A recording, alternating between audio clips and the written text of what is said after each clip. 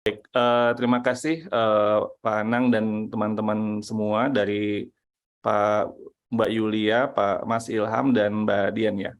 Oke, jadi gini, pertama adalah kita tahu pada saat ini sertifikasi itu sebenarnya salah satu terminologi yang diharapkan oleh guru adalah peningkatan kesejahteraan mereka.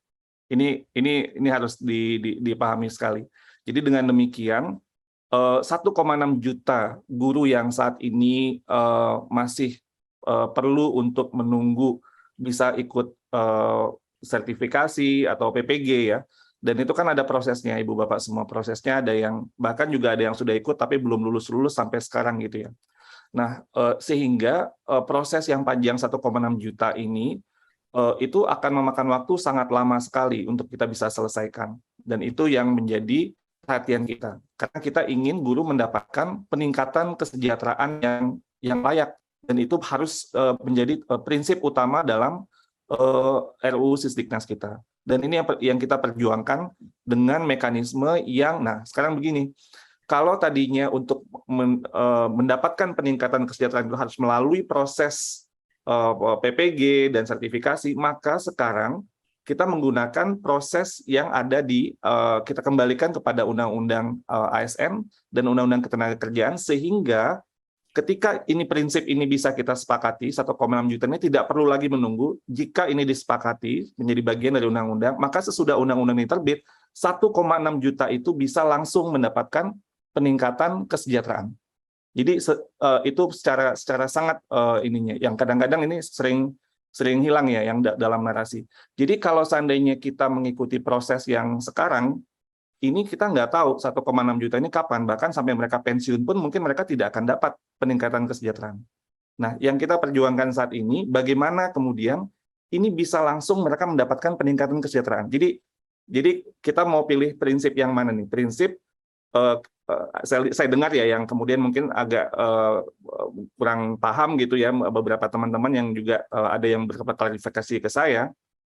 Kalau kita status quo pada saat ini, Ibu Bapak semua, itu kasihan guru-guru kita yang 1,6 juta ini.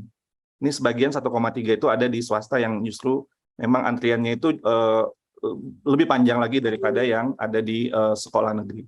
Dan ini yang ingin kita perjuangkan, dan mekanisme kalau kita mengandalkan sertifikasi, itu proses menyelesaikannya itu akan sangat lama sekali. Dan ini yang langsung bisa selesai. Jadi langsung bisa mereka mendapatkan peningkatan penghasilan dengan jika prinsip ini kita sepakati. Nah, ini yang perlu kita kawal dulu nih, prinsip ini yang perlu kita kawal di RUU Sisdiknas ini. Dan ini yang menurut saya regulasi turunannya harus terus kita kawal. Ini masih awal, Ibu Bapak semua. RUU Sisdiknas ini kan ibaratnya undang-undang dasar pendidikan.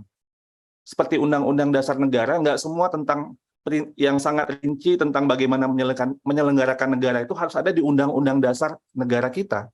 Jadi perlu nanti diatur di aturan turunan. Nah, ini yang menurut saya kadang-kadang diskusi yang muncul itu, yaitu mungkin lebih relevan nanti ketika kita mengawal di peraturan turunan. Tapi prinsip ini perlu kita kawal dulu. Prinsip ini harus menurut saya yang kita menjadi fokus utama dalam RUU Sisdiknas. Nanti kemudian perjalanan kita masih panjang, Ibu Bapak. Jadi ini perlu terus kita tadi Kisah juga sudah menyampaikan, sudah ada pintunya, tapi itu harus terus dikawal. Bunda Teti juga bilang tadi, ini ada catatan masih perlu terus kita kawal. Pak Dudung juga sama. Jadi ini hal-hal yang menurut saya harus terus kita. Tapi prinsipnya ini menurut saya ini hal yang sangat berpihak kepada guru. Sangat berpihak bagaimana guru bisa lebih sejahtera. Dan ini dijamin melalui undang-undang. Dan kemudian ini yang harus kita kawal sama-sama. Dan kenapa saat ini, jadi tidak benar bahwa kita tidak guru itu dalam RUU Sisdiknas menghilangkan untuk tunjangan guru, tapi kita justru ingin meningkatkan dan secara masif gitu ya guru yang ada saat ini, sehingga nanti fokus kepada pendidikan profesi guru itu kita bisa lebih fokus kepada calon-calon guru yang kemudian nanti bisa menjadi tumpuan kita untuk melakukan transformasi guru yang lebih baik. Kapasitas LPTK kita akan bisa lebih fokus kepada guru-guru calon-calon guru. Dan nanti tentunya kita akan terus menjaga ini sama-sama agar kesejahteraan guru kita akan semakin baik dan kualitas guru kita juga semakin baik. Mungkin demikian tanggapan dari saya. Terima kasih, Pak Anang.